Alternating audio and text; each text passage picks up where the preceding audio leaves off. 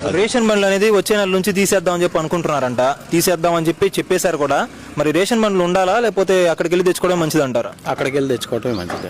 అంటే కొంతమంది ఉంటారు కదా వెళ్ళలేని వాళ్ళు, వాళ్ళ గురించి ఏంటి మరి? ఇప్పుడు నాకు తెలియక అడుగుతాను, రేషన్ బండ్లు అనేది వాళ్ళు పెట్టిన ఉద్దేశం ఏంటి? జగన్మోహన్ రెడ్డి గారు పెట్టిన ఉద్దేశం ఏంటి? ఇంటింటికి రేషన్ అన్నారు. ఇంటింటికి రేషన్ ఇచ్చారా? బజార్లో పెట్టి ఇచ్చారు. ఒక బజార్లో పక్కన పెడతారు. వాళ్ళెళ్ళి కూడా బజార్లో లైన్లో నిలబడాలిగా. లైన్లో నిలబడి తెచ్చుకోవటమే. అది వస్తుంది, సైరన్ వేస్తుంది, వాళ్ళు అక్కడికి వచ్చి తీసుకోవాలి. ఆ రోజు అది వెళ్ళిపోయిన తర్వాత మళ్ళీ ఎక్కడికి వెళ్ళి తీసుకోవాలి వాళ్ళు? అక్కడ అనుకో ఒక 10 రోజులు 12 రోజులు టైం పెడతారు. వాళ్ళకి ఖాళీగా ఉన్న టైంలో వెళ్ళి తెచ్చుకుంటారు. అన్ని రోజులు ఇస్తున్నారు అసలు బియ్యం? అన్ని రోజులు 10-11 రోజులు అంటే మన రేషన్ షాప్లో అయితే ఇస్తారు కదా, ఎంత టైం అని ఉంటుంది, ఈ లోపు తెచ్చుకోవాలని ఉంటుంది కదా. మనకి ఖాళీగా ఉన్నప్పుడు వెళ్ళి తెచ్చుకుంటారు. అంటే ఇప్పుడు ఈ బండి వచ్చింది అనుకో, 11 గంటలకు 12 గంటలకు బండి రోడ్డు మీద వచ్చింది. పొలాలకు వెళ్ళి ఉంటారు, వాళ్ళకి రేషన్ ఎట్ట వచ్చింది?